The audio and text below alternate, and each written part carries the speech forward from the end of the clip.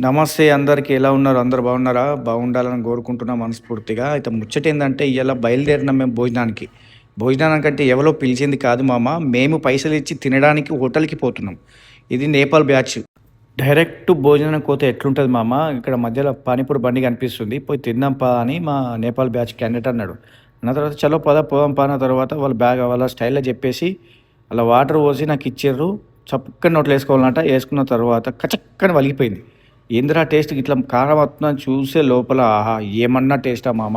నేపాలీ పానీపూరి అంటే నేపాలీ పానీపూరి అన్నట్టు చూపించారు. అందుకే ముందుకు బయలుదేరేసినాం. అది చెప్పి మన ఇండియా స్టైల్ పానీపూరి తింటే నా కొడుకులకు కిందికెళ్ళి మండుతుందని నేనే చెప్పలేను ఇక మామ. వాళ్ళ స్టైల్ కూడా టేస్ట్ చేద్దామని చూసిన తర్వాత టేస్ట్ బాగుంది, నచ్చింది నాకు కూడా. మేము బయలుదేరేసినాం, హోటల్కి వచ్చేసినాం. టేబుల్ మీద కూడా కూర్చొని ఇక అట్లా పోజులు ఇస్తున్నాం మనం.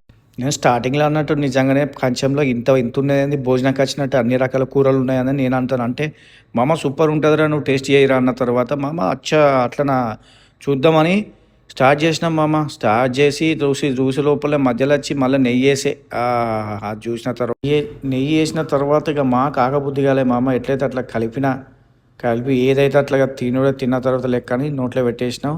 పెట్టిన తర్వాత టేస్ట్ కూడా సూపర్ ఉంది మామ, మంచిగా ఉంది, నేను కూడా నచ్చింది. మీరు కూడా ఎప్పుడైనా ట్రై చేయండి. నేపాలీ థాలి అంట దాని నేము. దీని అమ్మ నేపాలీ థాలి అంటే థాలి అని అంటున్నది. 2 రౌండ్లు కొట్టేసి ఫుల్ టైట్ అయిపోయినాం.